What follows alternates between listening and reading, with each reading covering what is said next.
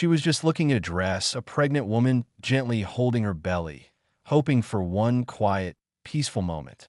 But she had no idea that inside the polished halls of Gucci Beverly Hills, a storm was waiting for her, a storm that would shake an entire nation. A manager drunk on authority, a slap that didn't just land on her face, but on the dignity of every person ever judged for their race, their status, or the way they look. And then came a phone call. Just 4 chilling words, someone made a mistake. Kesha stepped into Gucci Beverly Hills with quiet grace, one hand resting on her 7-month baby bump, the other holding a small list of things she needed for her upcoming charity gala. She wasn't famous, she wasn't loud. She was simply a woman looking for a gown that made her feel beautiful at a time when her life was changing every single day. But the moment she walked in, Brad noticed her. Brad, the manager who had been drowning in corporate deadlines, shrinking sales, and a fear that he wasn't good enough.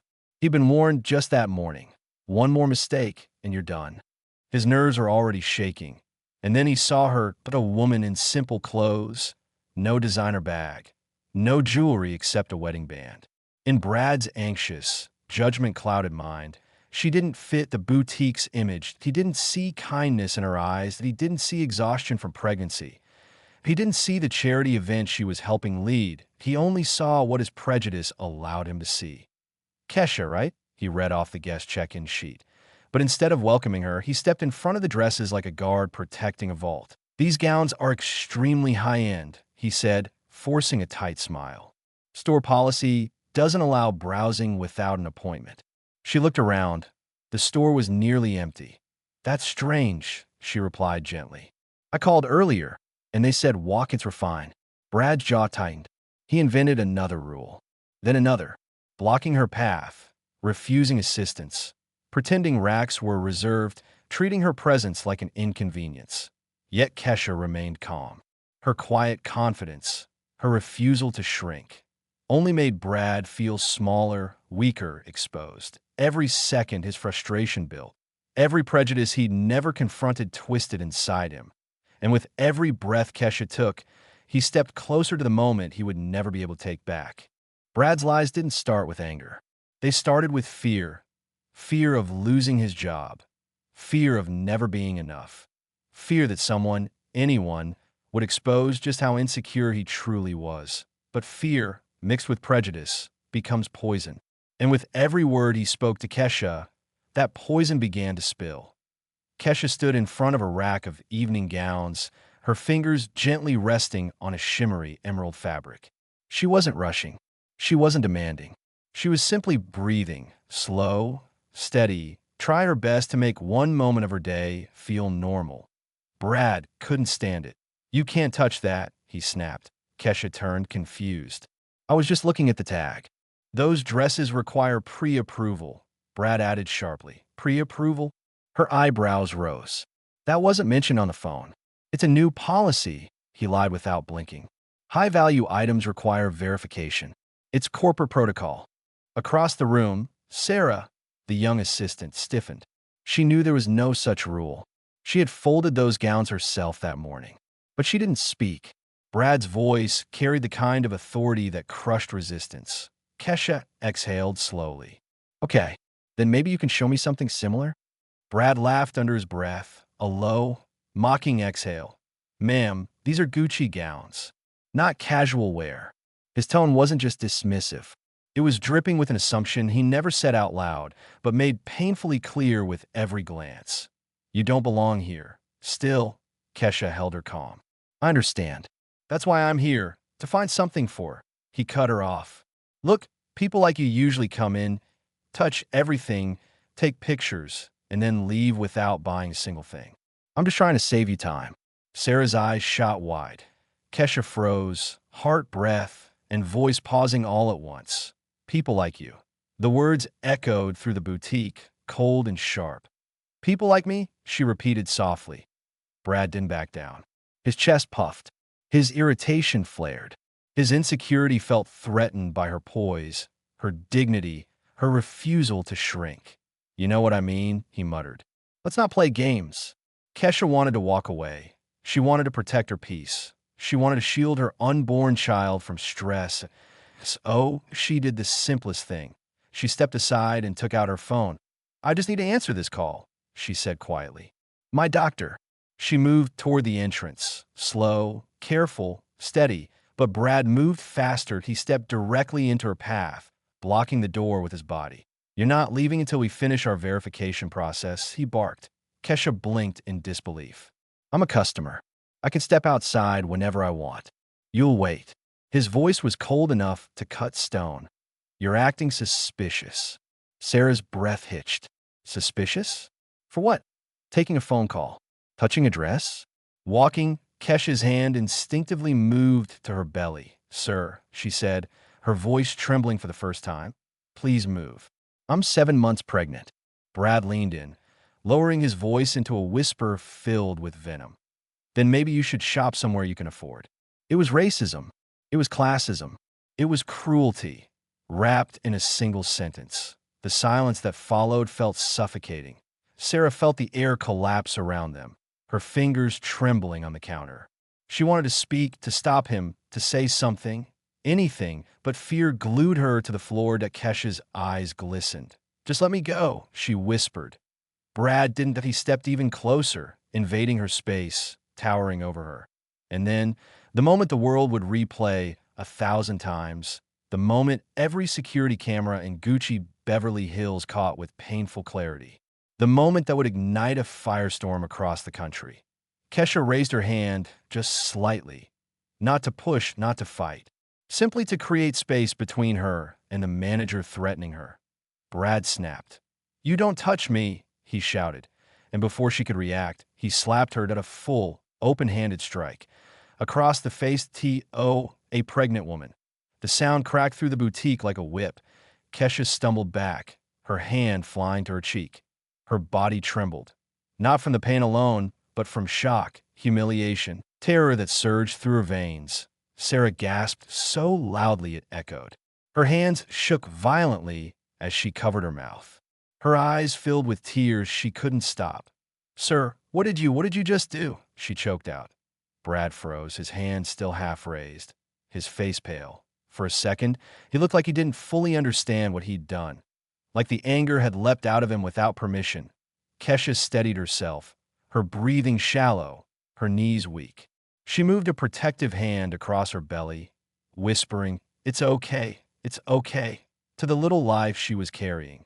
But nothing was okay, because within seconds, customers outside turned, eyes widening. One woman pressed her face to the glass. Horrified, a man took out his phone.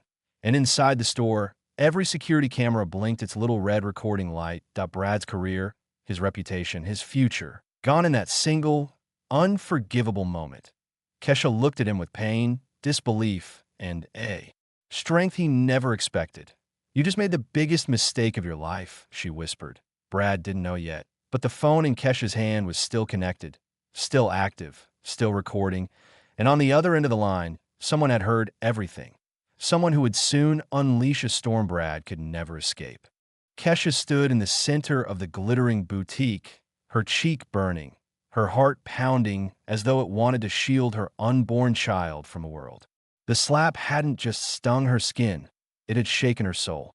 The humiliation, the fear, the shock, all of it swirled inside her like a storm she didn't ask for. For a moment, she closed her eyes, breathing through the trembling in her chest. Her hand, instinctively protective, rested on her belly as if promising the little life within her that she'd keep fighting.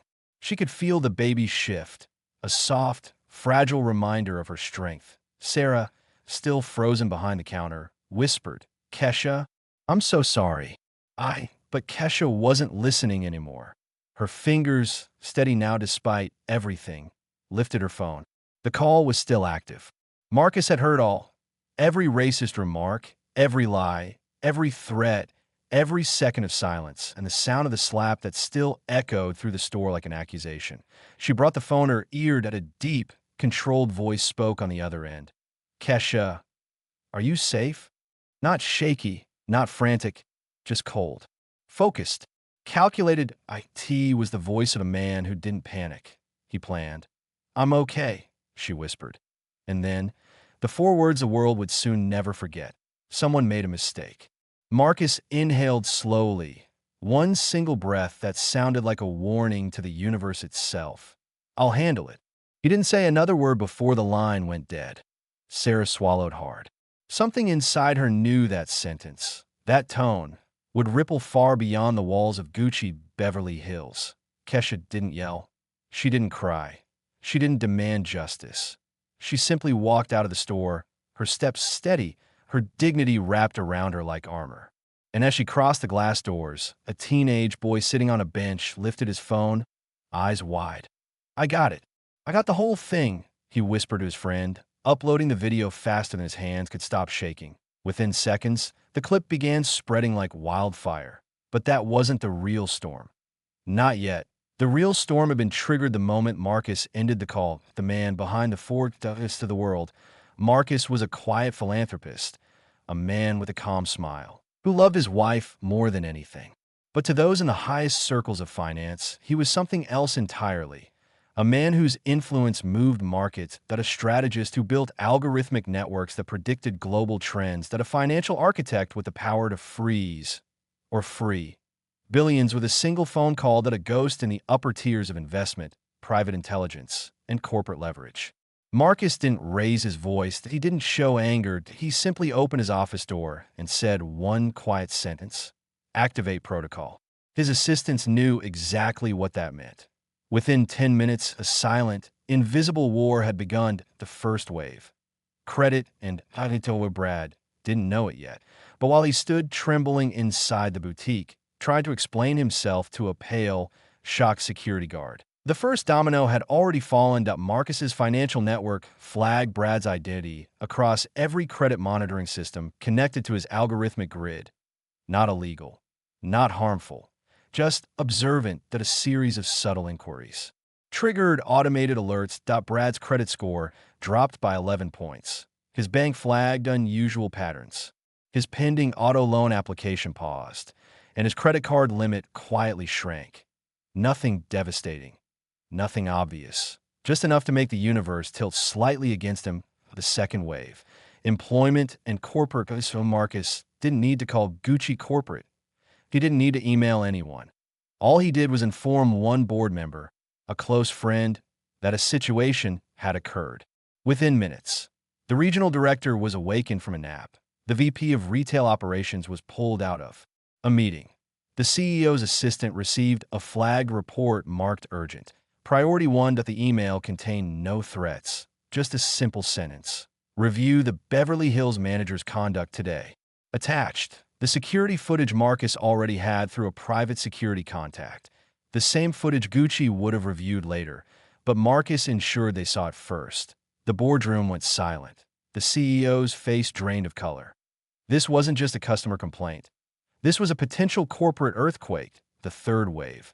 Real Estate Systems. Brad's landlord received a polite inquiry from a buyer group, expressing interest in purchasing the entire building, including the retail and residential units. They offered 18% above market price, with one condition: a tenant review. Again, nothing illegal, nothing direct, just a subtle tightening of the world around a man who had crossed the wrong line. The fourth wave.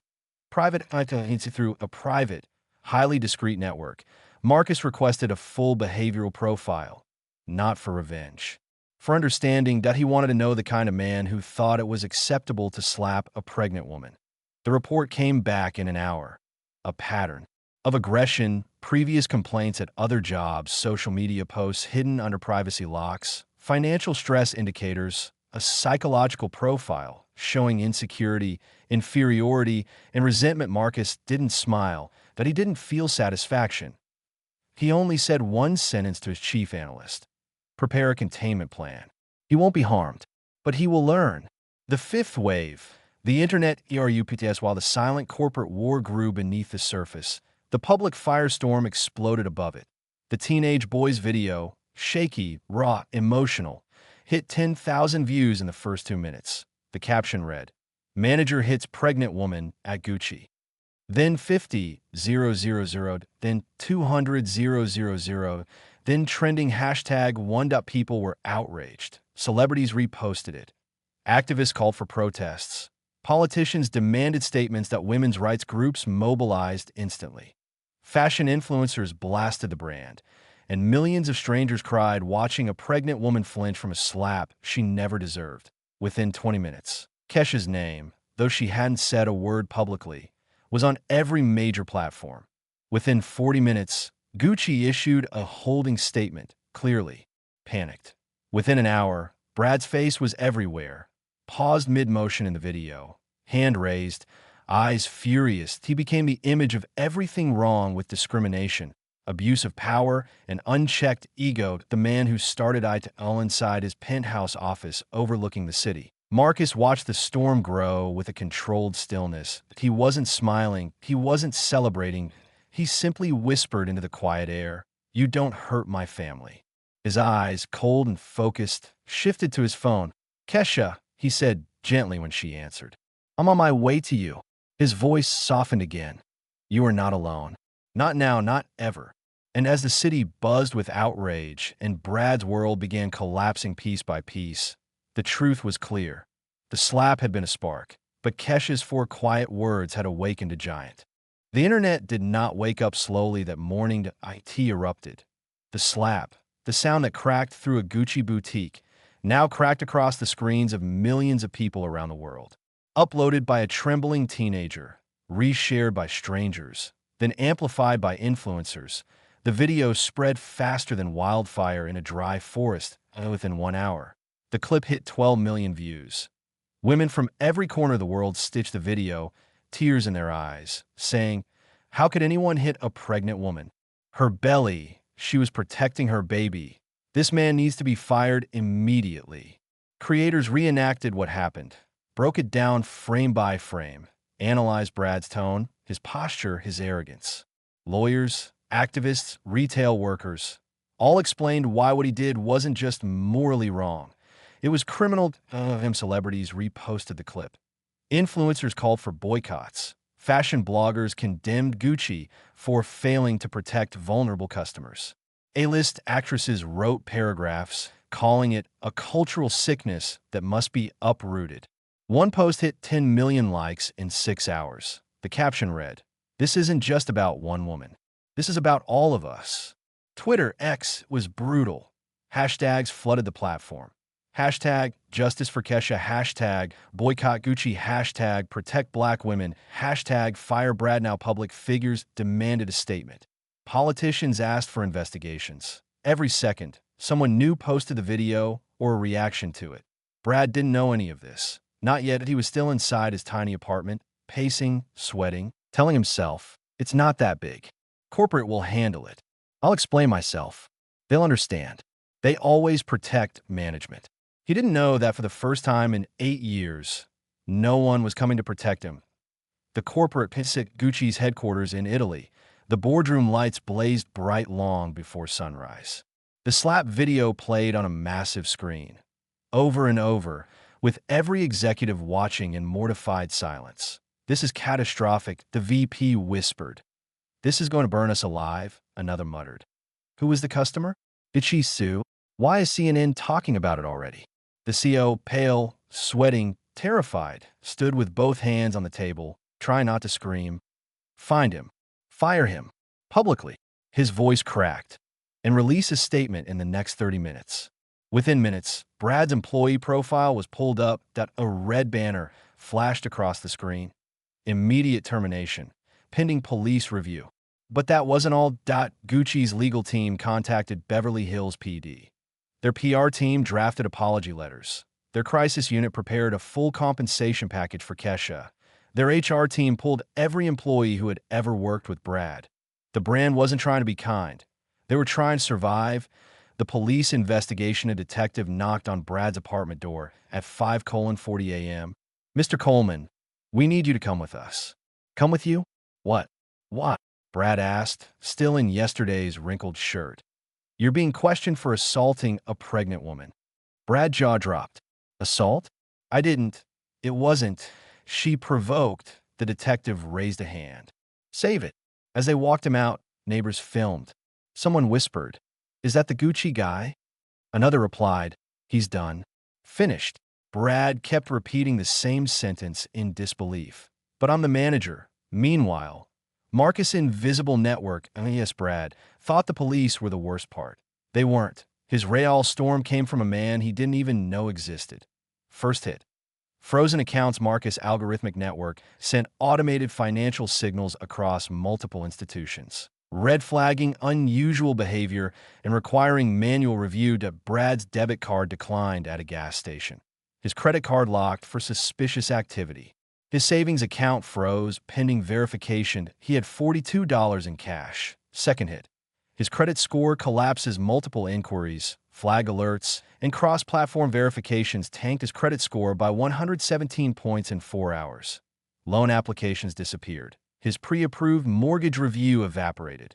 His insurance premium skyrocketed. Third hit. Job terminated publicly. Gucci's social media team posted the statement. The manager involved has been terminated.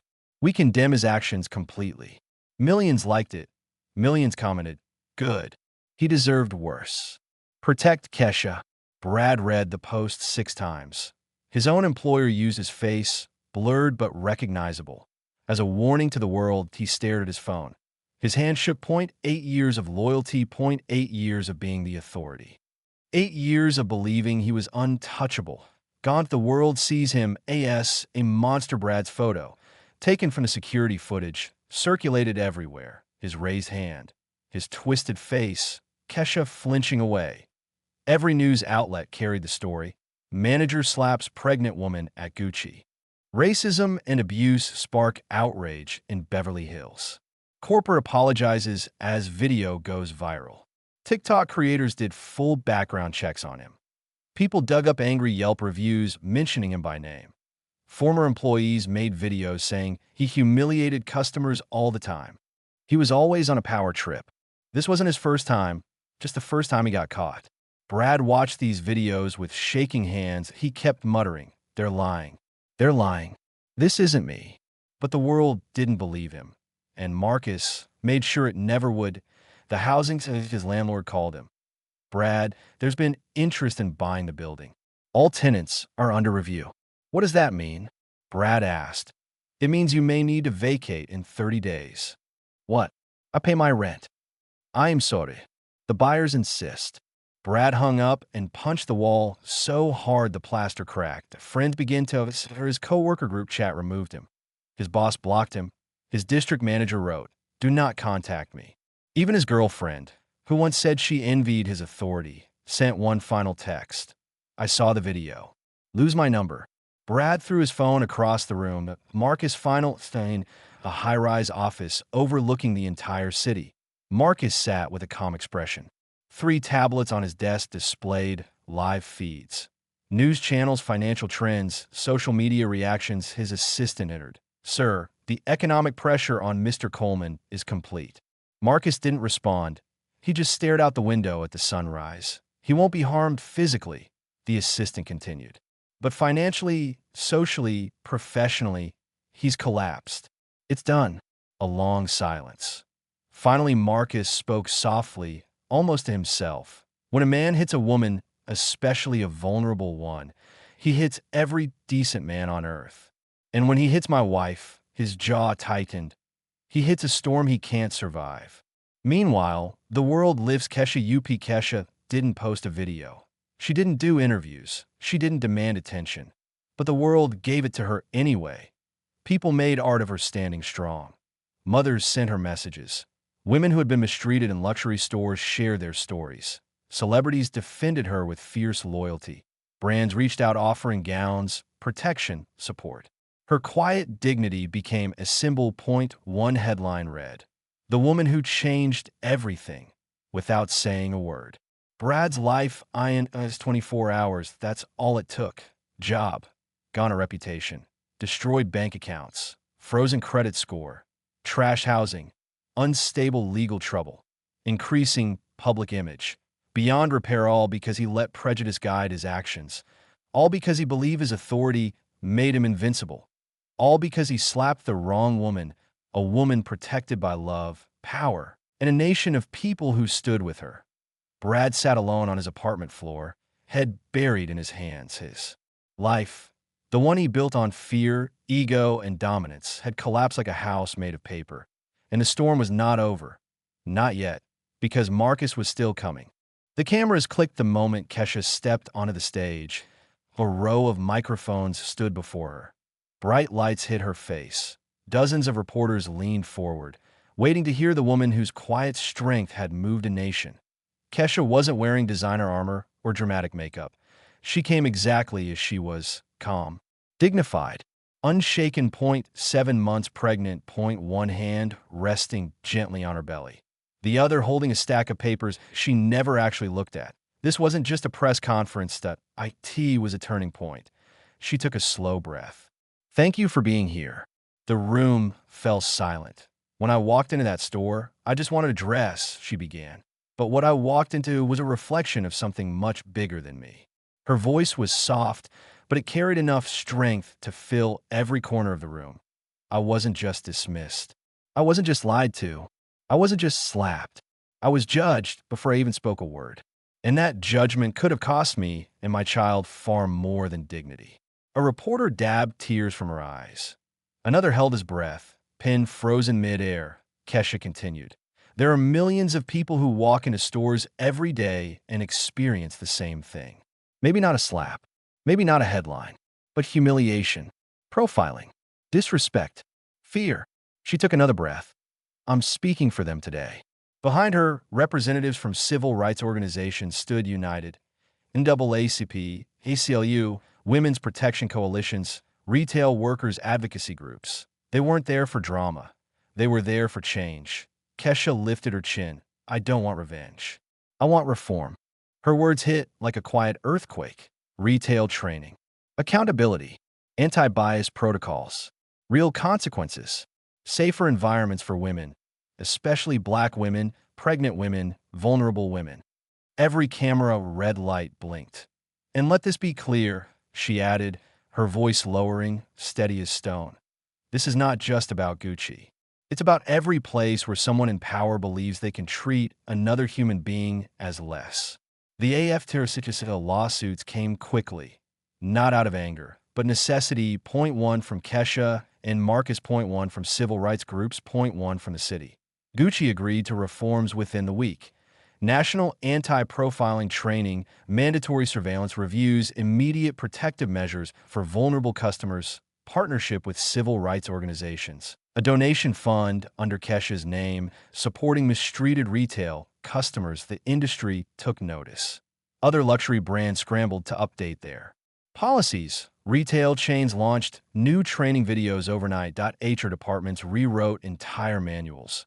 What happened to Kesha became a catalyst, a model, a warning. Brad's legacy, a symbol of what not to, but Brad's name faded from headlines but lived everywhere else.